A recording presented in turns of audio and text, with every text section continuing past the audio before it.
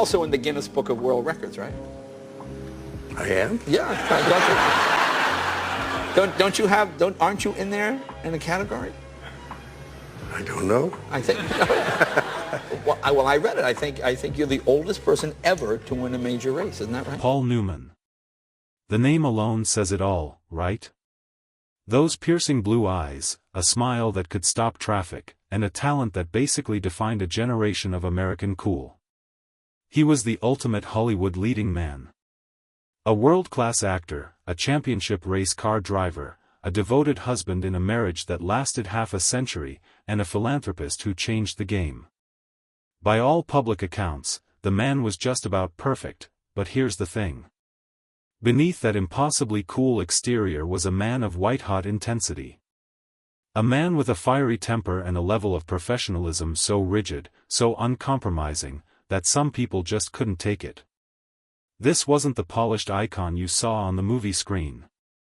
This was a man who held himself, and everyone around him, to a standard that was almost impossible to meet. And when you didn't meet it, that cool facade would crack. In fact, some of Hollywood's biggest names swore they would never, ever work with him again. Today, we're digging into the on-set blow-ups and bitter rivalries that made these stars refuse to share the screen with the legend himself. Before we get to the feuds, you have to understand where Paul Newman came from, because he was no product of the Hollywood machine he would later challenge. He wasn't born into some acting dynasty. He was the son of a sporting goods store owner from a suburb of Cleveland, Ohio. His character wasn't forged on a soundstage, it was forged in the real world, and that shaped his entire view on life and art. His first major life test wasn't a screen test, it was World War II. Newman served in the Navy as a radioman and tail gunner. He was training in a torpedo bomber when, in a twist of fate that probably saved his life, his pilot developed an ear infection, grounding their entire crew. The rest of their detachment was shipped off to the Battle of Okinawa, where many were killed. That brush with death, that raw understanding of how fragile life is, gave him a deep seriousness and a lifelong distaste for anything trivial. After the war, he studied at the Yale School of Drama and then at the place that would become the foundation of his entire artistic belief system, the Actors Studio in New York. Under the legendary Lee Strasberg, Newman dove headfirst into the method. This wasn't just about learning lines, it was about finding the truth. It demanded that an actor dig deep into their own emotions to find the reality of a character, to live the part, not just perform it. For Newman, acting was a sacred craft, and this philosophy put him on a collision course with old Hollywood, where directors were kings and actors were often just beautiful puppets. His personal life was just as intense. His 50-year marriage to Joanne Woodward is legendary, but it's easy to forget she was his second wife. His first marriage, to Jackie Witt, with whom he had 3 children, ended in a difficult divorce just as his career was taking off. He carried the guilt from that failed marriage his entire life, once admitting, "I was probably a terrible husband at the beginning."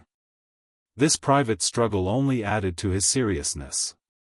His famous devotion to Woodward wasn't a fairy tale, it was a conscious, hard-won commitment. But if you want to understand Newman's ironclad principles, look no further than what happened with his very first movie, the 1954 biblical epic The Silver Chalice. The film was a total disaster, and Newman was mortified by his performance. When the movie was scheduled to air on TV years later, he did something absolutely unheard of. He took out a full-page ad in a trade paper. The legend says it featured a funeral wreath, but what we know for sure is that the ad contained a personal apology from Newman for his performance and a plea for people not to watch. He called it the worst motion picture produced during the entire 1950s. This was pure Newman. Defiant, principled, and a slap in the face to the studio. It sent a clear message to Hollywood. Paul Newman answered to his own conscience, not to the box office. For some, that integrity made him a hero. For others, it made him impossible. In the history of great Hollywood rivalries, the one between Paul Newman and Steve McQueen is top tier. On the surface, they were two sides of the same cool coin. Both were anti-heroes, rebels, and for a while, the two biggest movie stars on the planet. Putting them together in the 1974 disaster classic The Towering Inferno should have been epic. Instead, it became one of the most notoriously competitive film shoots in history. This rivalry didn't just pop up out of nowhere. McQueen came from a tough background and was known for his fierce insecurity and competitive nature. He saw the handsome, college-educated Newman as the golden boy he had to beat. The battle started before the cameras even rolled, and it was all about the movie poster. In Hollywood, billing is everything. It's a public measure of your status. Both Newman's and McQueen's contracts demanded top billing, an impossible problem. The studio came up with a wild solution: staggered but equal billing. If you look at the poster, Newman's name is on the left, and McQueen's is slightly higher on the right. This meant depending on whether you read it left to right or top to bottom, either man could claim to be the top star. It was an absurd compromise that showed just how massive their egos were, but for McQueen, that wasn't nearly enough. His next fixation was the script. According to multiple reports, McQueen was obsessed with the number of lines he had compared to Newman. He would reportedly take the script to his trailer and physically count every single line of dialogue for both characters. If he found that Newman had even one more line than he did, he'd storm back to the producers and demand a rewrite. The screenwriter, Sterling Silliphant, allegedly had to keep adding pointless lines for McQueen just to keep the count perfectly even. This paranoia spilled onto the set.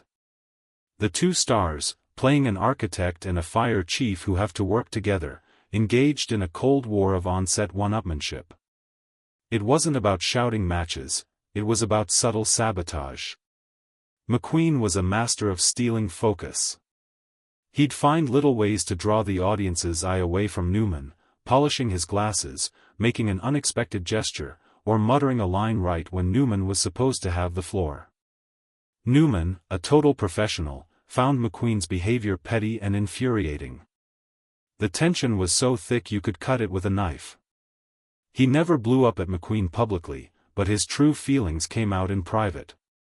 When asked what it was like working with McQueen, Newman's response was brutally honest: it was like going to the dentist.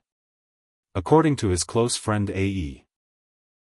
Hotchner, Newman was even more blunt behind the scenes, calling McQueen a chicken shit for his passive-aggressive tactics. They never worked together again. It was an unspoken agreement. The Hollywood stage just wasn't big enough for both of them. If you're finding these behind-the-scenes stories fascinating, do us a favor and hit that like button and subscribe. We've got another huge clash coming up, this time between Newman and a legendary director who couldn't stand his acting style. You won't want to miss it. If the feud with Steve McQueen was a clash of egos, Paul Newman's run-in with the legendary Alfred Hitchcock was a war of philosophies. This wasn't about billing or lines. It was about the very soul of filmmaking. The battleground was the set of the 1966 Cold War thriller, Torn Curtain. By the mid-60s, Newman was at the peak of his powers, a star deeply committed to the method acting he'd learned at the Actors Studio. He believed in finding the psychological truth of a character. He wasn't there to just say the lines, he was there to understand them. Alfred Hitchcock, on the other hand, was the master of suspense, an artist who operated with the precision of an architect. For Hitchcock, the movie was already finished in his head before he even started shooting. You've probably heard his famous quote about actors being cattle. Whether he said that or that they should be treated like cattle, the point was clear: an actor's job was to hit their mark and say their line. The idea of an actor questioning the script to find their motivation was heresy to him. Into this rigid, controlled world walked Paul Newman, the method man. From day one, they were oil and water. Newman, playing a scientist faking a defection to East Germany, found the script illogical and confusing. So, he did what he was trained to do: he started asking questions. He'd approach Hitchcock between takes, script in hand, asking, "Why would my character do this?" or "What's his emotional state right now?" To Newman, this was his job. To Hitchcock, it was a waste of time. He grew increasingly annoyed with his star's constant probing, seeing it as self-indulgent nonsense. Hitchcock wanted a chess piece, he got a philosopher who wanted to redesign the game, the set was thick with mutual frustration. Hitchcock would listen to Newman's detailed questions with a look of pure boredom before flatly telling him to just say the lines. Newman grew tired of Hitchcock treating him like a prop instead of a collaborator. Author Sean Levy wrote that Newman once tried to have a 3-hour meeting with Hitchcock to discuss the character, only to be met with complete indifference. The result was a film that didn't really satisfy anyone. Torn Curtain made money, but it's widely seen as one of Hitchcock's weaker films. Newman later blamed the film's problems on its lousy script, while Hitchcock complained for years about this new generation of method actors.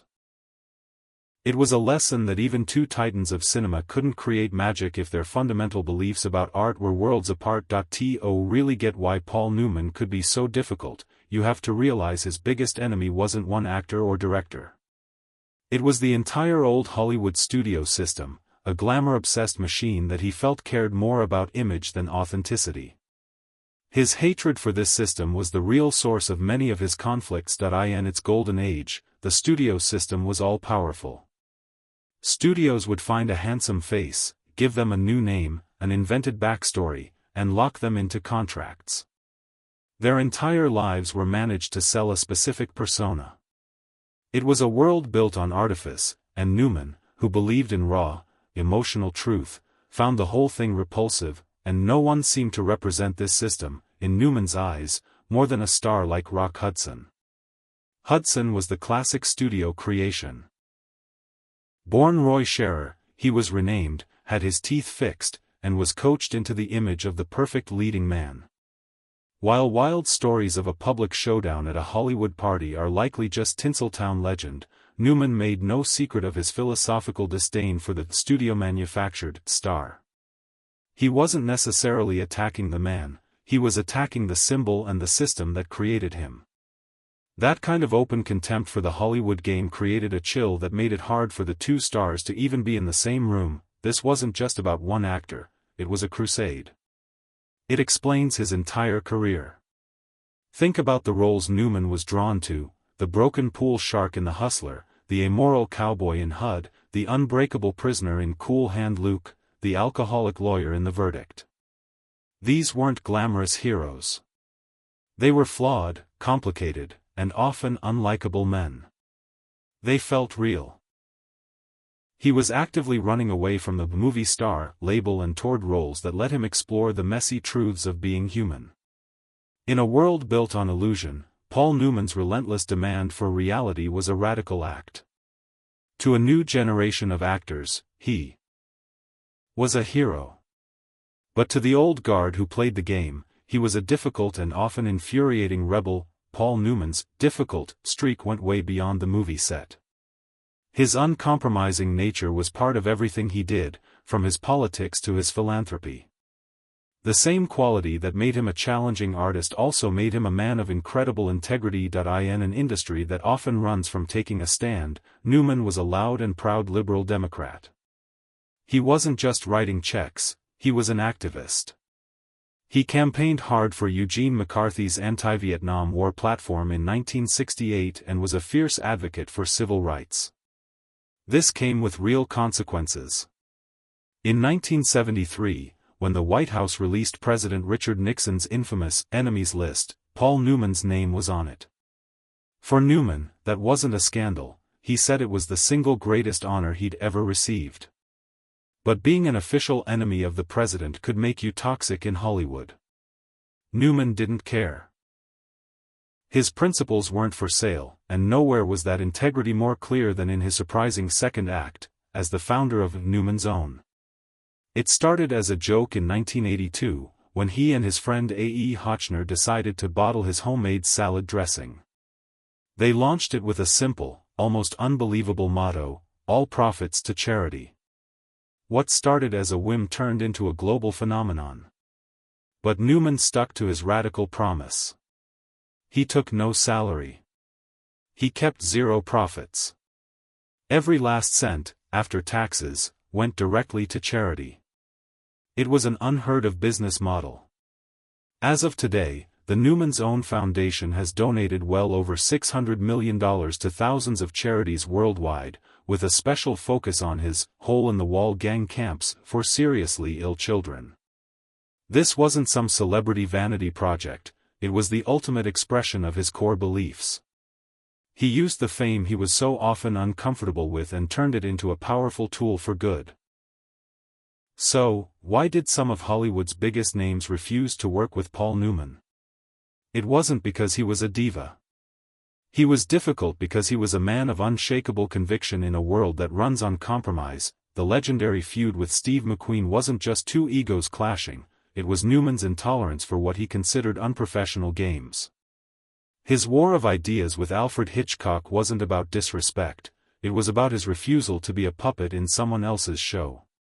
His disdain for the studio system wasn't personal, it was a righteous fight against the phoniness he felt was poisoning his art. Paul Newman held everyone, his co-stars, his directors, and most of all, himself, to the highest possible standard. The same fire that fueled those on-set conflicts was the same fire that powered his iconic performances, drove his political activism, and inspired him to build a philanthropic empire that has changed countless lives. He was a movie star who hated stardom, a private man who lived a public life, a rebel who became an icon. The very intensity that made him a challenge to some was the true source of his greatness.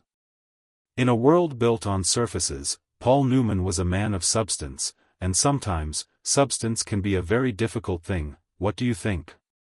Was Paul Newman a difficult genius or an uncompromising professional? Let us know your thoughts in the comments below. And don't forget to subscribe and hit that notification bell for more deep dives into the secret histories of Hollywood.